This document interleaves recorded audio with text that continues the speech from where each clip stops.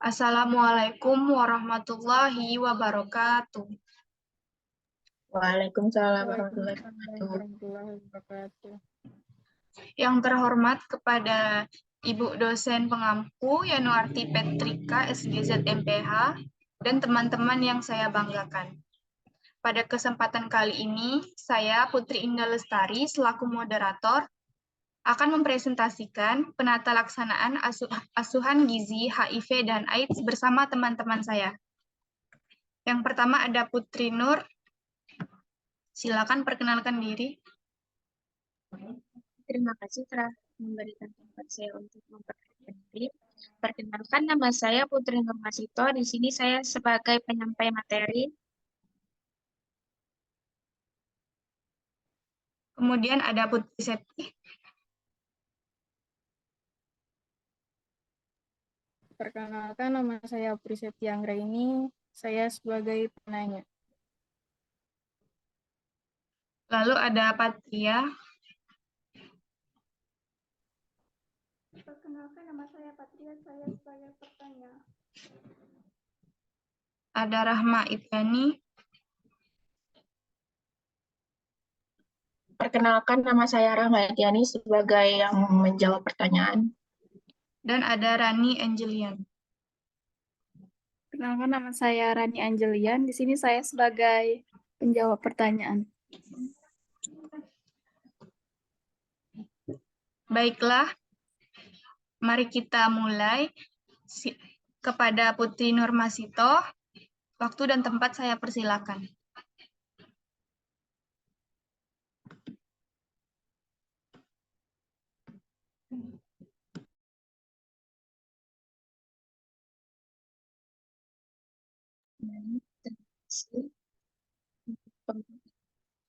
Di sini saya akan menjelaskan tentang penata laksanaan asuhan gizi HIV atau AIDS.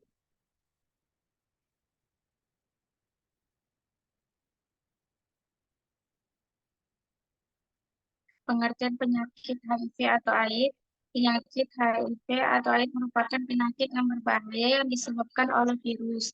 Infeksi HIV merupakan infeksi salah satu virus dari dua jenis virus yang secara progresif merupakan sel-sel darah putih. Kerusakan sel darah putih atau limfosit menyebabkan AIDS dan penyakit lainnya sebagai dari gangguan kekebalan tubuh. AIDS adalah kondisi tahapan akhir dari infeksi human immunodeficiency atau HIV. Jika seseorang memiliki HIV positif dan tidak diobati, maka kondisi akan memburuk dan akan menjadi penyakit AIDS di mana sistem kekebalan tubuh begitu terganggu sehingga bekerja. Sistem kekebalan tubuh tidak mampu lagi melindungi seseorang dari penyakit atau infeksi. Penyakit HIV atau AIDS ini menjadi momok yang mengerikan karena virus penyebabnya dapat ditularkan dari orang dengan HIV positif melalui pertukaran cairan tubuh, yakni melalui hubungan seksual, transportasi darah, penggunaan jarum suntik terkontaminasi atau menular dari ibu ke anak selama kehamilan. Meskipun belum ada obat yang bisa menyembuhkan HIV atau AIDS, obat ART telah terbukti sangat efektif menghambat perkembangan penyakit ini.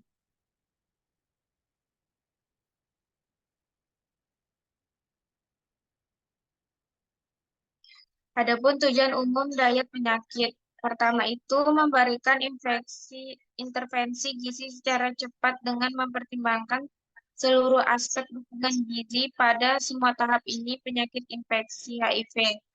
Kedua itu mencapai dan mempertahankan berat badan secara komposisi tubuh yang diharapkan, terutama jaringan otot. Yang ketiga itu memenuhi kebutuhan energi dan semua zat gizi. Yang keempat itu mendorong perilaku sehat dalam menerapkan diet, olahraga, dan relaksasi.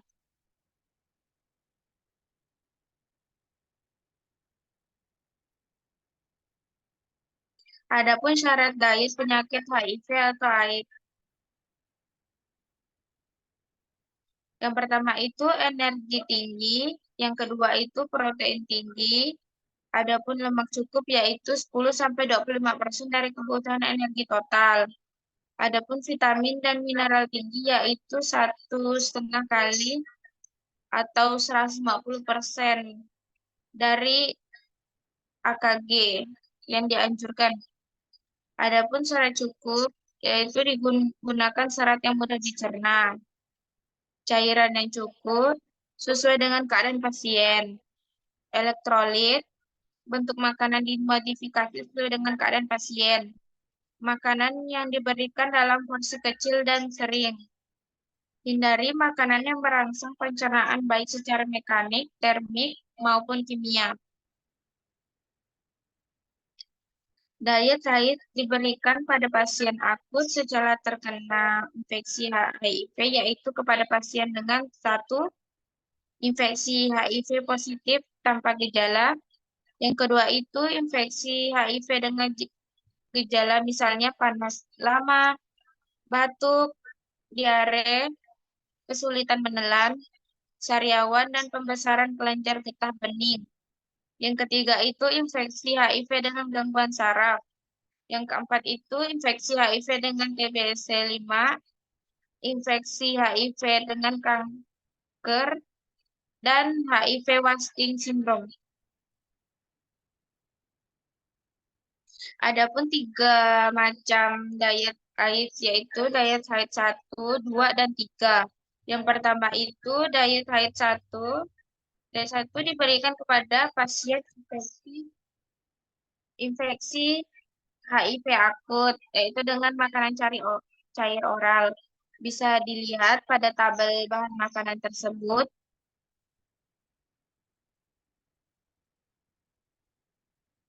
Adapun makanan lewat pipa atau sonde. Bisa dilihat pada tabel tersebut ada bahan makanan utamanya dan URT-nya. Adapun nilai gizi makanan cair oral itu ada energi, protein, lemak, karbohidrat, kalsium, besi, vitamin A, tiamin, dan vitamin C.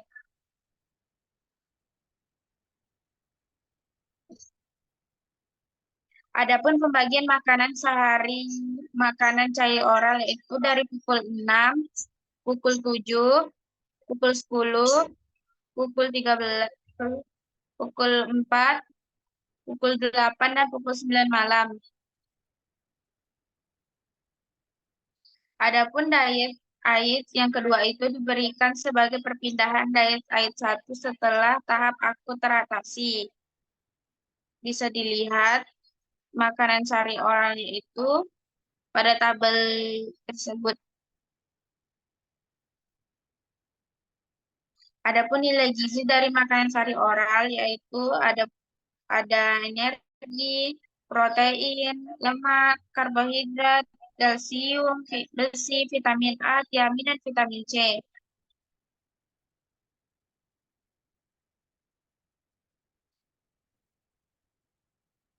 Adapun pembagian bahan makanan sehari yaitu dari makanan pagi dan selingan pagi yaitu pukul 10. Adapun makanan siang dan malam dan selingan sore pukul 4.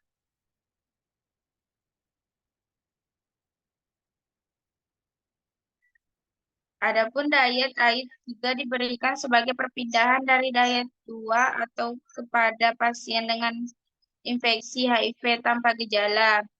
Bahan makanannya itu biasanya lunak atau biasa. Bisa dilihat bahan makanannya pada tabel tersebut.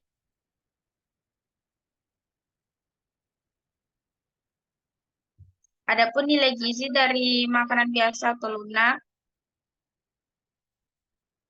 bisa dilihat angka gizinya dan nilai gizinya pada tabel tersebut. Adapun bagian makanan sehari, itu pada makanan utama pagi, makan utama siang atau malam, dan selingan pagi pukul 10 dan selingan sore pukul 4.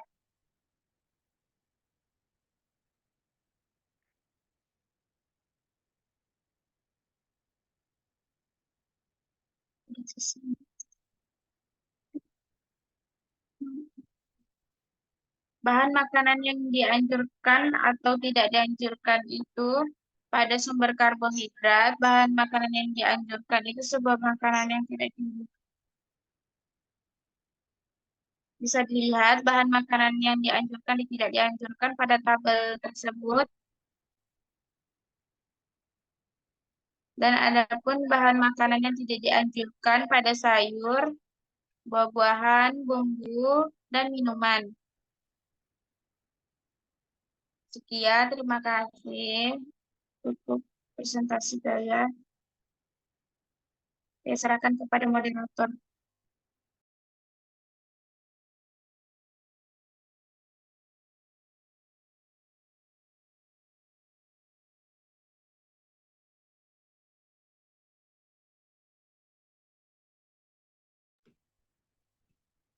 Baik, selesai sudah penyampaian materi yang disampaikan oleh Putri Nur. Bagi yang ingin bertanya, boleh silakan.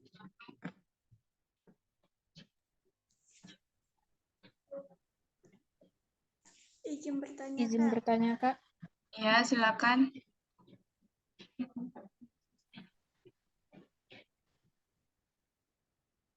Silakan, Putri Septi. Baik. Apa pentingnya asuhan gizi bagi individu dengan HIV? Ya, kita tampung dulu. Kemudian silakan, Patria. Baik, terima. Kenapa pada penderita HIV harus diberikan energi dan protein yang tinggi? Oke, akan dijawab oleh Rahma Itiani dan Rani Angelien, silakan. Baik, saya akan menjawab pertanyaan dari Putri Septi. Apa pentingnya asuhan gizi bagi individu dengan HIV atau AIDS? Jawabannya, asuhan gizi penting untuk meningkatkan daya tahan tubuh, mengurangi risiko infeksi, dan mendukung efektivitas pengobatan pada individu dengan HIV atau AIDS. Mana dengan jawabannya, Putri Septi? Cukup jelas. Makasih, Kak. Nah,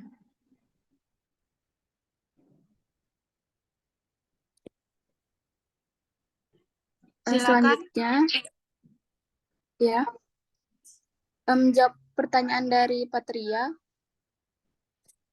Kenapa pada penderita HIV harus diberikan energi dan protein yang tinggi? Nah, pada penderita HIV kan banyak yang mengalami penurunan berat badan. Karena nafsu makanannya menurun,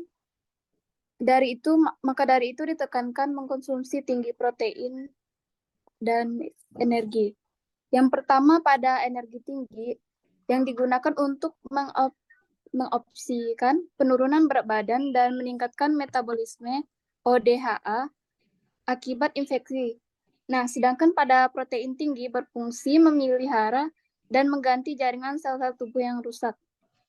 Maka dari itu disarankan pada kasus HIV ini diberikan diet TKTP yang bertujuan untuk memenuhi kebutuhan protein dan kalorinya.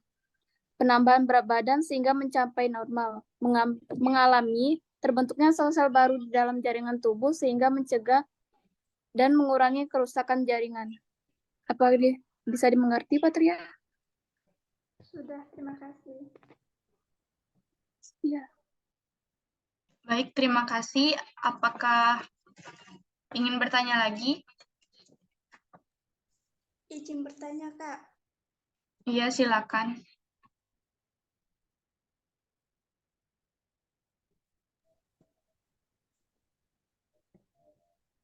Apa saja gejala awal infeksi HIV yang perlu diwaspadai? Baik, ada lagi? Izin bertanya, Kak. Bagaimana peran konselor gizi dalam asuhan gizi bagi penderita HIV atau AIDS? Oke, silakan dijawab oleh Rani dan Rahma.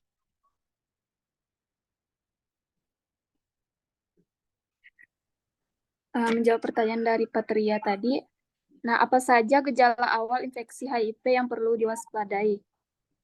Gejala tahap awal itu pada HIV itu akut ya.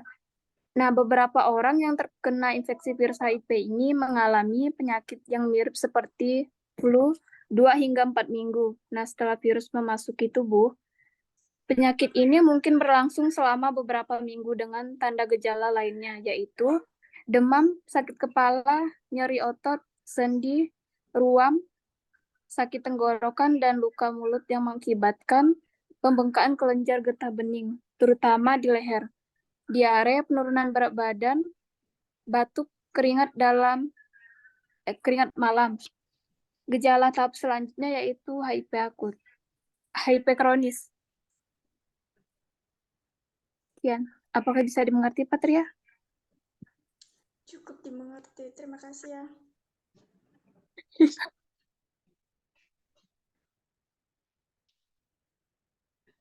Silakan Rahma Itiani untuk menjawab pertanyaan dari Putri Septi. Baik, saya akan menjawab pertanyaan selanjutnya dari Putri Septi. Bagaimana peran konselor gizi dalam asuhan gizi bagi penderita HIV atau AIDS?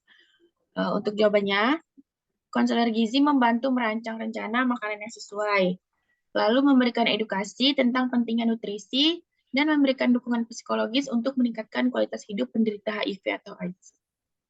Gimana? Udah cukup jelas dengan jawabannya? Cukup jelas. Terima kasih, Kak. Oke, dengan berakhirnya sesi tanya jawab tadi, berakhir juga presentasi kita kali ini. Terima kasih kepada Ibu Yanuarti Petrika atas kesempatannya. Kami dari kelompok 7 pamit undur diri. Wassalamualaikum warahmatullahi wabarakatuh. Waalaikumsalam warahmatullahi Warahmatullahi wabarakatuh. wabarakatuh.